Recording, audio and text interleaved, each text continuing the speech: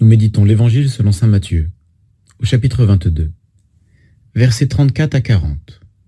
Tu aimeras le Seigneur ton Dieu de tout ton cœur, et ton prochain comme toi-même. En ce temps-là, les pharisiens, apprenant que Jésus avait fermé la bouche aux Sadducéens, se réunirent, et l'un d'entre eux, un docteur de la loi, posa une question à Jésus pour le mettre à l'épreuve. « Maître, dans la loi, quel est le grand commandement ?» Jésus lui répondit. « Tu aimeras le Seigneur ton Dieu de tout ton cœur, de toute ton âme et de tout ton esprit. Voilà le grand, le premier commandement. Et le second lui est semblable. Tu aimeras ton prochain comme toi-même. De ces deux commandements dépend toute la loi, ainsi que les prophètes. »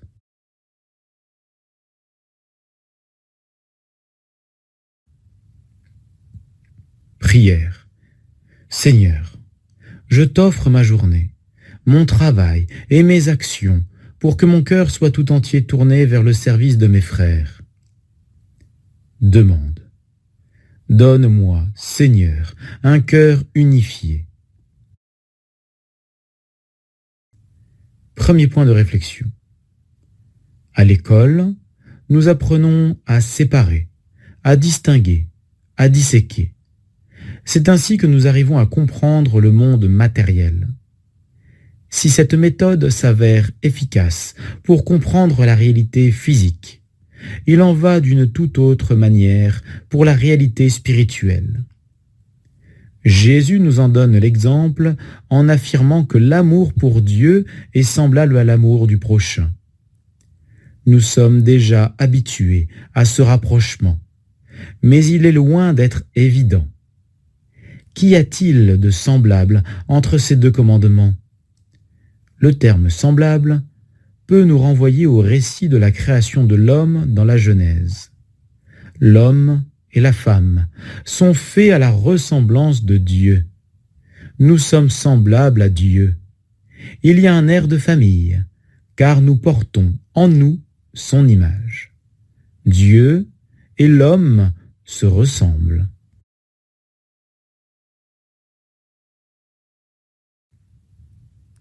Deuxième point de réflexion.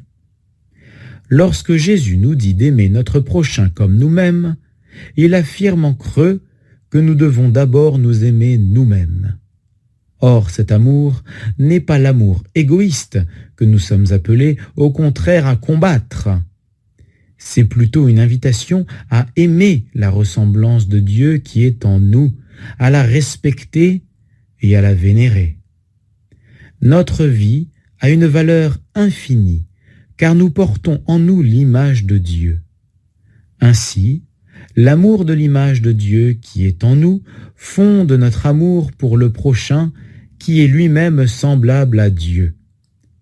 En comprenant que nous devons aimer notre prochain parce qu'il porte l'image de Dieu en lui, tout comme nous-mêmes, l'unité de notre vie trouve ici une formulation parfaite. Aucun excès, aucune déviance n'est possible si l'on considère que c'est toujours Dieu que l'on aime et recherche, qu'il soit directement présent à nous, comme dans l'Eucharistie, qu'il soit dans mon prochain ou qu'il soit en moi.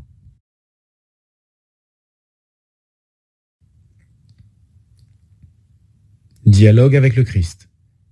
Seigneur, ton image en moi ou dans le cœur de mes frères est bien souvent difficile à distinguer. Le mal et le péché effacent ton visage de nos cœurs. De plus, je suis atteint de myopie. Un voile couvre mes yeux et je ne distingue que très peu cette image, déjà bien abîmée. Viens, par ta grâce, recréer ton image et enlever le voile qui m'empêche de te voir. Résolution. Chercher l'image de Dieu en chacune de mes rencontres et premièrement dans mon cœur.